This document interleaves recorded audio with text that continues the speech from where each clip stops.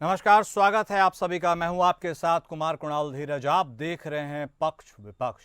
आज हम चर्चा करेंगे जाति जनगणना पर छिड़े वार और पलटवार के दौर की।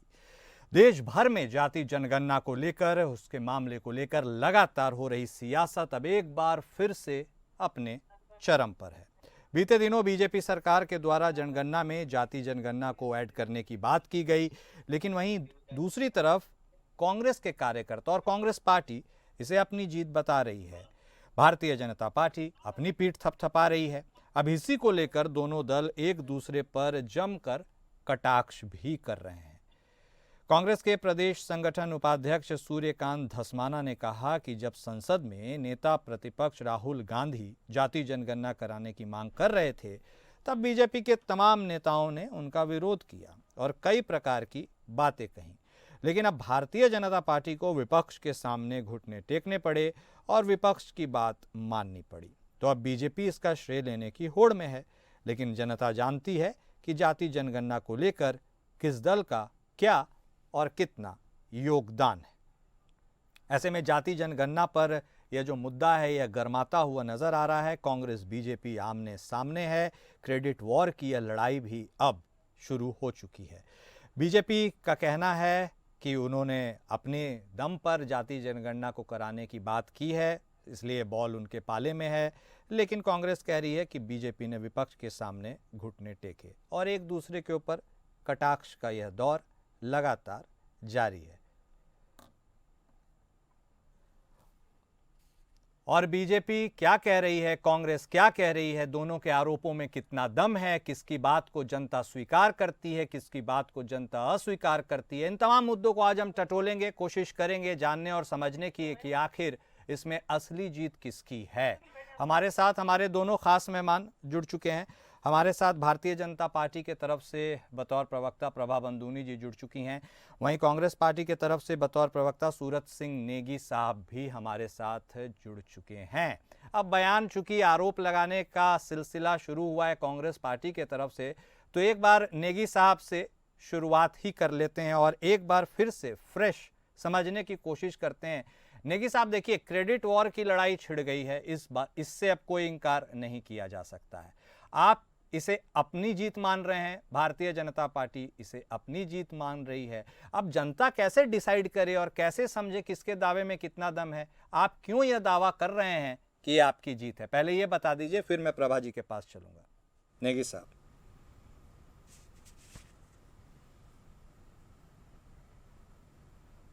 नेगी साहब, आवाज जा रही है आपको?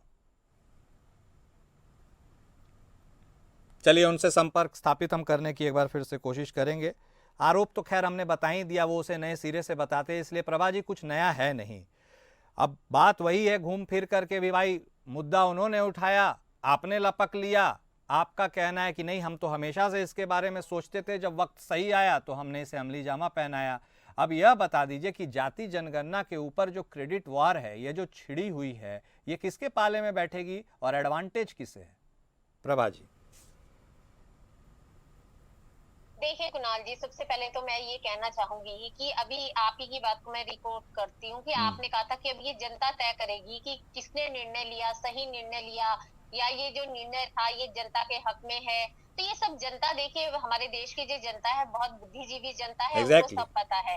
और जहां तक रही क्रेडिट की बात कुणाल जी, मैं ये कहना चाहूंगी कि अगर देश हित में हम कोई काम करते हैं और उसका आने वाले जो हमारी पीढ़ी है उस पर कोई फर्क पड़ता है, तो इसमें मैं ये कहूंगी कि भारतीय जनता पार्टी की अभी सरकार है, केंद्र में हो, कई राज्यों में है। तो जब केंद्र में भारतीय जनता पार्टी की सरकार है तो निश्चित तौर पर निर्णय भी हमें हमारे माननीय प्रधानमंत्री जी को लेना है, या मैं कहूँ हमारी सरकार को लेना है। जब हमें ये लगा कि भाई ये जो जाति जनगणना करवानी है और इससे जो हमारे देश में पिछड़े हैं, दलित है, शोषित हैं, उनको इस जातीय जनगणना से या आने वाली जो हमारी भविष्य की जो योजनाएं रहेंगी उनका लाभ हम हर व्यक्ति तक पहुंचे, तो हमारी सरकार ने उसको माने पर अपनी रजामंदी दे दी। लेकिन ये कहना कि भारतीय जनता पार्टी ने ये कब कहा कि हमने श्रेय लेने की कोशिश करी है? हम कभी श्रेय, हमने तो अपने निर्णय लिया है। हमारी सरकार है राज्य सेंटर में, तो देश हित के लिए जो भी सही निर्णय होगा भारतीय जनता पार्टी उसमें। प्रभा जी, आप श्रेय नहीं ले रही हैं, तो यह भी बता दीजिए श्रेय किसे दे रही हैं? देखिए, श्रेय देश की जनता के हम ये कह रहे हैं, इसमें कुणाल जी श्रेय लेने जैसी बात मैं कहूंगी, ये तो विपक्ष ने कहा है कि हमारी बात को माना है तो हम श्रेय ले रहे हैं। श्रेय लेने की विपक्ष कोशिश कर रहा है। लेकिन आप बताइए कुणाल जी, अगर देश हित में कोई निर्णय होता है, जी। अगर उसको कोई कहीं से भी कोई बात निकल के आती है, अगर वो जनता के माध्यम से भी हम बार बार सर्वे करते हैं देश हाँ, में, हाँ। राज्यों में सर्वे किया जाता है, हमें लगता है ये पिछड़े हैं, दलित है, शोषित है, अगर उनके हक की आवाज उठाई जाती है, हमें एक नागरिक भी देश का या राज्यों से भी कहीं से भी आवाज आती है और हम वो निर्णय लेते हैं, तो इसमें श्रेय की क्या बात है? ये तो हमारा कर्तव्य है, ये हमारी जिम्मेदारी है कि अगर हमें कहीं पे भी कोई दलित, पिछड़े या कोई भी समाज का ऐसा वर्ग दिखाई दे कि जहां तक हमें लगता है योजनाओं का लाभ नहीं है, तो समझ हम गया उस मैं काम आपकी को बात। कर रहे हैं। समझ और गया ये मैं कहना आपकी कि बात। जाति जनगणना, जी, अगर हम जाति जनगणना करवा रहे हैं हाँ। तो वो तो आने वाला भविष्य भी ये तय करेगा कि उसका इफेक्ट कहाँ तक होगा। ओके। और कांग्रेस ने जब भी, अगर मैं आपका प्रश्न सुन रही थी, बस एक लाइन ऐड करूंगी कि जब बोलिए। उन्होंने जाति जनगणना की केवल उन्होंने बात उठाई, लेकिन उन्होंने कभी, उनको ये विजन उनका ये क्लियर नहीं है कि क्यों जाति जनगणना करवाई जानी चाहिए। लेकिन अगर आज भारतीय जनता पार्टी जाति जनगणना की बात कर रही है, तो वो साथ में ये भी क्लियर कर रही है कि हम अब इसको क्यों करवाना चाह रहे हैं। हमारा मकसद है कि हमारे समाज में आज जब हम 21वीं सदी की बात कर रहे हैं, तो इस सदी में हमारे पास अभी कितने वर्गों में हमारे आर्थिक रूप से पिछड़े हुए लोग हैं, या शिक्षा में जिनको नहीं पहुंची है, वो चीज सामने आएगी और जिससे कि जहां पर भी ऐसी हमें लगेगा परिस्थितियां हैं, उनको सामने लाकर उनको उसका लाभ दिया जाएगा। ठीक। ये हमारी मंशा है, ना कि श्रेय लेने की मंशा है। ठीक है प्रभा जी, मैं समझ गया आपकी बात। और नेगी साहब, आवाज आ रही है आपको? सबसे पहले तो ये क्लियर कर लेते हैं। जी, ठीक, आवाज आ रही है। आवाज आ रही है तो अब सीधा स्पष्ट सवाल यही है आपसे कि अब चूंकि प्रभा जी ने यह माना है कि श्रेय नहीं ले रहे हैं, मैं जितना समझ पाया उनकी बातों को, उनका कहना है कि उन्होंने कर्तव्य का निर्वहन किया है, जनता की जो मांग थी उसके अनुसार उन्होंने कार्य किया है, श्रेय नहीं ले रही हैं। तो अब आप बता दीजिए कि कांग्रेस पार्टी की क्या आप इसमें जीत देख रहे हैं? क्या आपको ऐसा लगता है कि कांग्रेस पार्टी के उठाए गए इस मुद्दे को इतना वजन कांग्रेस पार्टी के कार्यकर्ता और विपक्षी महागठबंधन के बैनर तले जितने लोग हैं उन्होंने दिया कि अंततः सरकार को आपकी बात माननी पड़ी? आप क्या कह रहे हैं? देखिए, निश्चित तौर पर कांग्रेस नेता राहुल गांधी जी ने पिछले काफी लंबे समय से एक मांग उठाई है कि इस देश में जातिगत जनगणना होनी चाहिए और जिसकी जितनी संख्या भारी उसकी उतनी हिस्सेदारी। ओके। इस देश में चाहे कोई भी प्रतिष्ठान हो, सब में उनको जो है हिस्सेदारी मिलनी चाहिए। हर वर्ग जाति के हिसाब से, गरीब महिलाओं के हिसाब से उनको भागीदारी मिलनी चाहिए। और आज भारतीय जनता पार्टी कहती है कि कांग्रेस श्रेय ले रही है। कल तक मैं गडकरी जी का एक बयान सुन रहा था, जब वो भारतीय जनता पार्टी जातिगत जनगणना के विरोध में खड़ी थी, तो गडकरी जी का एक बयान था कि जो करेगा जाति की बात उसको मारेंगे लात।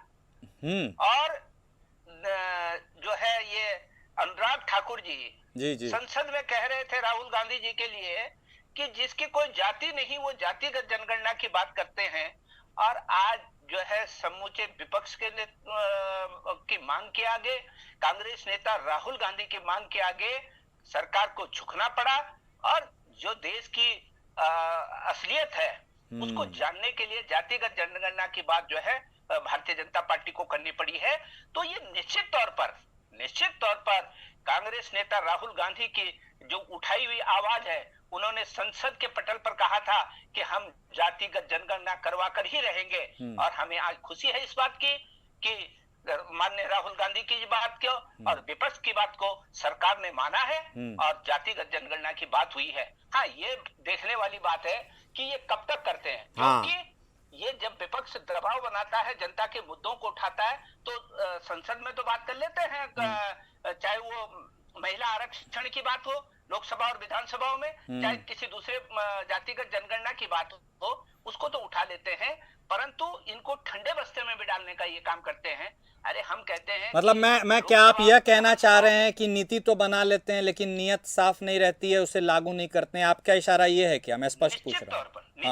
निश्चित तौर पर विपक्ष के दबाव में घोषणा तो करते हैं, न होने के चलते उस पर अमल नहीं होता, ये दुर्भाग्यपूर्ण है। ठीक है। देखिए प्रभा जी, एक इम्पॉर्टेंट बात तो उन्होंने उठाई। अब अनुराग ठाकुर साहब का वह बयान खूब सुर्खियां भी बटोरा था, जिस बयान का उल्लेख अभी नेगी साहब कर रहे थे। और भले ही आप ये माने न माने, भारतीय जनता पार्टी यदि खुलकर समर्थन विरोध नहीं करती थी जाति जनगणना का, तो खुलकर समर्थन या हामी भी तो नहीं ही भरती थी। क्योंकि याद कीजिए, जो नीतीश बाबू अभी आपके साथ सरकार में है, जिनकी पार्टी, वही नीतीश बाबू जब महागठबंधन के साथ सरकार चला रहे थे बिहार में, तब उन्होंने जाति जनगणना के लिए आवाज़ उठाई थी, प्रधानमंत्री से मुलाकात की थी, तब कोई बहुत ज़्यादा फेवरेबल रिस्पांस आया नहीं था। तो इस एंगल से भी यदि लोग जानना समझने की कोशिश करें, तो क्या आपको लगा कि भाई अब इसके नहीं करने से आपको ज़्यादा नुकसान हो सकता है, इससे बढ़िया है कि इसको कर लिया जाए? तो फिर तो विपक्ष ठीक ही कह रहा है कि भाई उन्होंने आवाज़ छेड़ा तो आपने आवाज़ सुना। देखिए कुणाल जी, सबसे पहले तो मैं ये कहना चाहूंगी कि अगर कांग्रेस की हम बात करें तो इनको खुद की कथनी करनी, इनकी नियत नीति पे इनको पहले मैं कहूंगी झांकना चाहिए। हम सबको पता है कि सबसे ज्यादा हमारे देश पे राज किसने करा, 70 सालों तक कांग्रेस का शासन रहा। उस शासन काल में अगर पहले जातीय जनगणना होती थी, तो जातीय जनगणना को बंद किसने करा? कांग्रेस में नेहरू जी ने सबसे पहले बंद करा। और इंदिरा गांधी जी जो कांग्रेस की, मैं कहूंगी आप ये कहें, इंदिरा गांधी जी का ये बयान भी हम सबने कब हुई थी? मेरे ख्याल से यदि गलत नहीं हो तो लास्ट जाति जनगणना तो 1931 में हुई थी ना। नेगी साहब, correct me if I am wrong. हाँ, जब जातीय जनगणना हुई थी तो, और इंदिरा गांधी जी का खुद का ये बयान है कि इस देश में जातीय जनगणना नहीं, नेहरू जी ने बंद करवाई थी और इंदिरा गांधी जी ने दोबारा कहा था कि ये नहीं होनी चाहिए, क्योंकि इससे देश में लोगों के बीच में भेदभाव उत्पन्न होता है। तो आज उसके बाद चलो हम वो इतिहास था कि इनके जो पूर्वज थे उन सबने मना करा कि देश में जातीय जनगणना नहीं होनी चाहिए, उस चीज को भी हम किनारे करते हैं कि बहुत पुराना इतिहास है। अब आ जाइए आप 2004 से 14 तक कांग्रेस की सरकार थी। इवन वहां पे नेशनल एडवाइजरी कमेटी बनाई थी, उसकी अध्यक्ष कौन थी? सोनिया गांधी जी। एक लोकतंत्र की चुनी हुई सरकार, जिसमें माननीय प्रधानमंत्री मैं कहूंगी मनमोहन सिंह जी थे, तो उनके ऊपर मैं कहूंगी नेशनल एडवाइजरी कमेटी की क्या जरूरत पड़ गई? अगर मनमोहन प्रधानमंत्री कोई प्रस्ताव पारित करते थे, पहले वो सोनिया गांधी जी के पास जाता था, फिर वो राहुल गांधी जी के पास जाता था। तो हमने ऐसा दौर भी देखा है कुणाल जी इस देश में, और दुनिया देख के विश्व चकित था कि ये कैसा देश, लोकतंत्र का सबसे बड़ा लोकतंत्र। और ये देखिए वहां पर प्रधानमंत्री की क्या वैल्यू थी कि उसको कोई पूछ ही नहीं रहा था। तो ये भी कांग्रेस के कार्यकाल में हमने देखा है। और अगर आज ये जातीय जनगणना की बात कर रहे हैं, तो जब इनकी स्टेबल सरकार थी 2004 से 14 तक, तो इनको किसने मना किया था कि आप जातीय जनगणना मत कराइए, या भारतीय जनता पार्टी ने कभी विरोध किया हो? आप ये बताइए ना मुझे, मैं इनसे पूछना चाहती हूँ। दूसरा, जब राहुल गांधी जी थे तो वो तो खुद प्रधानमंत्री बन के बैठे हुए थे उस टाइम। हमने खुद देखा है कैबिनेट के अध्यादेश को प्रधानमंत्री के सामने प्रेस कॉन्फ्रेंस होती है, वो उस अध्यादेश को फाड़ देते हैं। किस अधिकार से वो उस अध्यादेश को फाड़ते हैं? वो क्या देश के राष्ट्रपति थे, प्रधानमंत्री थे, क्या थे वो इस देश के, क्या थे वो? मैं कांग्रेस से पूछना चाहती हूँ, क्या एक परिवार इतना बड़ा हो जाता है कि वो सरकार से भी बड़ा हो गया कांग्रेस वालों के लिए? या जो ये चमचों की सरकार है, इन्होंने देश को ही में तार-तार कर दिया। क्या देश की जनता ये नहीं देखती है, ये सोचते हैं कि जो कुछ इन्होंने इतिहास में करा है लोग उसको भूल गए हैं? आज अगर हम जातीय जनगणना कर रहे हैं, तो अगर अनुराग ठाकुर जी ने बयान दिया है, उनका बयान अभी आने वाले समय में देखिए जब जातीय जनगणना होगी, बिल्कुल सही कहा है, जिसकी जात का नहीं पता वो जातीय जनगणना की बात करता है, बिल्कुल सही बात है। वो जात पात को, जब वो एक यात्रा पर निकले थे, उन्होंने प्रेस वालों को पूछा था, अच्छा बताओ आपकी क्या जात है? तो इनके लिए जात, ये पार्टी वो है कुणाल जी जो कोई भी काम जिम्मेदारी से नहीं करती है, केवल हंसी मजाक बनाना, बातों को उछालना, ये इनका काम है। अब इन्होंने जातीय जनगणना का, इनको लगा था कि सत्ता पक्ष नहीं मानेगा, माननीय प्रधानमंत्री मोदी जी कभी इस चीज को नहीं करवाएंगे। अभी भी इनको ये डर सता रहा है कि ये मान कैसे गए, इनको इस बात यश तो ये ले ही रहे हैं। चलिए ठीक है प्रभा जी, आप चलिए अगर मान लीजिए उनका यह सवाल है कि आप मान कैसे गए, तो ये अभी बता दीजिए जो उनका सवाल है कि कब तक होगा। देखिए कुणाल जी, माननीय प्रधानमंत्री मोदी जी, जिन पे 140 करोड़ मैं कहूंगी देशवासियों के वो प्रधानमंत्री है, आज तक उनके जितने भी निर्णय रहे हैं वो भविष्य की नींव रखे माने गए हैं। और जब भी 2014 पे उन्होंने जो निर्णय लिए थे, उन्होंने पहले ही अपने संबोधन में कहा था कि हम पुराने जो अच्छे काम है उनको भी आगे बढ़ाएंगे, हमारी नीति बिल्कुल साफ है। कुछ नए काम भी करेंगे, लेकिन अगर नए काम करते हुए कुछ कमी पाई गई तो हम देश की जनता के साथ हैं। देश की जनता जो चाहेगी हमारी ठीक। सरकार वही काम करेगी, क्योंकि हमारा मकसद है 2047 तक भारत को आत्मनिर्भर देश बनाना और इसको विश्व में एक अलग पहचान बनाना। हमारी नीयत, हमारी नीतियां इसकी ओर जा रही हैं। ठीक है ना प्रभा कि जी। हम ये देख रहे हैं कि विपक्ष के दबाव में हमने निर्णय नहीं लिया। हमारी अपनी सोच है, हमारा अपना काम है, हमारी अपनी नीतियां हैं और देश को कैसे आगे ले जाना है। ठीक। हर नागरिक को हमें सारी सुविधाएं देनी है, आर्थिक रूप से उसको सुदृढ़ बनाना है। ठीक है। ये हमारी नियत है। अब अगर विपक्ष इसको अपने तरीके से, इसको जिस परिभाषा में मैं कहूंगी संबोधित करे, वो उनकी अपनी मंशा है, वो जाने। लेकिन प्रभा जी अभी भी टाइमलाइन के बारे में आपने कुछ खास कहा नहीं। कुछ भी अंदेशा है आपको कब होगा, कैसे होगा, क्या देखिए होगा? कुणाल जी, ये तो सबको क्लियर है कि अभी जनगणना देश की होनी है। हाँ। तो ये क्लियर उसमें कह दिया गया है, जैसे ही देश जो अब राष्ट्रीय जनगणना शुरू होगी उसके साथ ही जातीय जनगणना ठीक भी है। होगी इस बार। ठीक। पहले होता था जनगणना होगी, तो यही है कि जब राष्ट्रीय जनगणना होगी, ये उन्होंने क्लियर कहा है, उसके साथ जातीय जनगणना। समझ गया मैं की आपकी जाएगी। बात। मतलब नेगी साहब स्पष्ट है, थोड़ा इंतजार कीजिए, चीजें हो जाएंगी। और दूसरा है कि भाई आपके ऊपर भी आरोप लगा रही हैं कि आप लोग जो पॉलिटिक्स करते हैं या जो भी कुछ करते हैं बहुत हंसी मजाक कैजुअली करते हैं, एकदम सीरियस पॉलिटिक्स आप नहीं करते हैं। कब कीजिएगा? क्या आपसे शुरू हो जाएगा जातीय जनगणना वाले आपके मांग से? हाँ। ये भारतीय जनता पार्टी का प्रोपेगेंडा पार्टी है। हाँ। ये दूसरे को बदनाम करने के लिए। आप देखिए कि देश के प्रधानमंत्री से बड़ा आज तक कोई राष्ट्रपति से अलावा हाँ। इस देश में न कोई कमेटी हुई है, न कोई व्यक्ति हुआ है। और जिस प्रकार से ये आदरणीय सोनिया जी को, जो एक त्याग की प्रतिमूर्ति है, उनको बदनाम करने की कोशिश करते हैं, राहुल गांधी जी को बदनाम करने की कोशिश करते हैं अध्यादेश फाड़ने के नाम पर। अरे भैया, देश की किसानों के साथ में जो खड़ा है, अपनी सरकार के साथ में खड़ा ना होके देश के किसानों के साथ में खड़ा होना, किसान देश के गरीब के साथ में खड़ा होना, मैं समझता हूं ये जो है बहादुरी का काम है, ये हिम्मत का काम है, ये चमचों का काम नहीं है कि जो इस प्रकार के काम कर सकते। अरे किसानों के हित में उनको नहीं नजर आया, उन्होंने उसका अपमान कर दिया, नहीं मानेंगे उसको। ये कहने की हिम्मत किसी शेर दिल के अंदर ही हो सकती है, बुज़दिलों के अंदर नहीं। और चमचों आ रहे हैं प्रभा जी, आ रहे हैं आपके पास। जो चमचे जो है संसद में कुछ कहते हैं, संसद के बाहर कुछ कहते हैं, और जब कांग्रेस की जो मांग थी, कांग्रेस की मांग के आगे सरकार को झुकना पड़ा। हाँ। उसके बाद उनके स्वर बदल गए। अरे आज तो कम से कम ये सोशल मीडिया का जमाना है, हाईटेक टेक्नोलॉजी का जमाना है। कल तुम्हारे बयान क्या थे, आज तुम्हारे बयान क्या है? अरे क्यों झुक गए भैया, क्यों बदल गए? तो कम से कम एक जिस नेता ने कल जातिगत जनगणना के विरोध में बयान दिया था, जो कल राहुल गांधी को गाली दे रहा था, आज वो उसके समर्थन में कसीदे पड़ रहा है। अरे आखिर कौन सी मजबूरी है भैया? ये राहुल गांधी की जनता से जुड़ने की मजबूरी है। जनता के राहुल गांधी सरकार को उनको मानना पड़ेगा। ये हमारे नेता की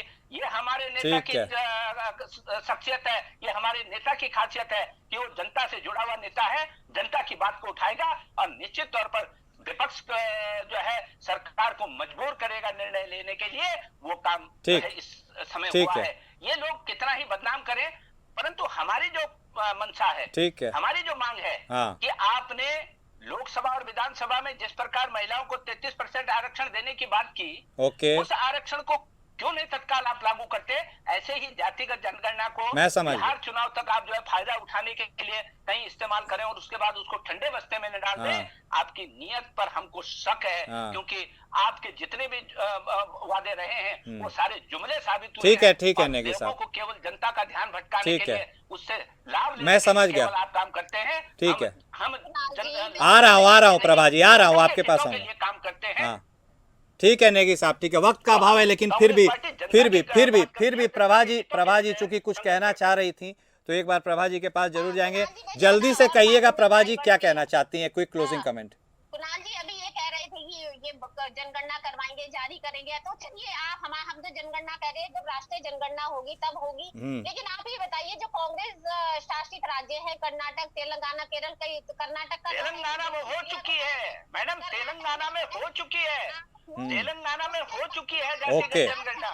कांग्रेस ने करके दिखाया अपने राज्यों में, लागू नहीं करी। आज अगर जाति जनगणना करवाई तो निश्चित तौर निश्चित तौर पर किया जाएगा, निश्चित तौर पर। कहना चाहूंगी कि वो जो जनगणना करवाई है उसका कोई बेनिफिट इनको इसलिए नहीं मिलने वाला कि वो गलत हुई है, और ये सर्वे रिपोर्ट आ चुकी है कि उस जनगणना का जो प्रारूप है वो सही नहीं है, उसमें कई जातियों को छोड़ दिया गया है। नहीं, वो तो त्रुटि है, वो तो मान लीजिए रेक्टिफाई हो जाएगा। हाँ नहीं, तो अगर रेक्टिफाई कब करेंगे? पहले हाँ। आप जनगणना करते हो, बिल्कुल आप ठीक। शुरू कर देते हो, अभियान चल रहा है, लेकिन उसका कोई ठीक है। हिम्मत की है कांग्रेस ने, ठीक है। मैडम, कांग्रेस ने हिम्मत की ठीक है, मैं समझ गया प्रभा जी आपकी बात। ठीक है, साहस दिखाया है। अब आप कुछ जल्दी से, नेगी साहब 10 सेकंड है, 10 सेकंड बोलिए, क्या बोल रहे हैं? 10 सेकंड, 1 मिनट हो गया। हम ठीक है, कह समझ रहे गए हैं प्रभा कि जी। कांग्रेस ने हिम्मत दिखाई है, हाँ। तेलंगाना से शुरुआत की है। ओके। अगर उसमें कोई त्रुटियां भी रह गई ओके। होगी, तो निश्चित तौर पर ओके। उसको दूर किया जाएगा ओके। और जनता के हित में उसको जो है लागू किया जाएगा। Very thank you. वक्त का अभाव है, क्षमा कीजिएगा। बहुत शुक्रिया, बहुत शुक्रिया आप दोनों खास मेहमान का हमारे साथ जुड़ने के लिए, इस चर्चा में शामिल होने के लिए। पक्ष विपक्ष में आज बस इतना ही। नमस्कार।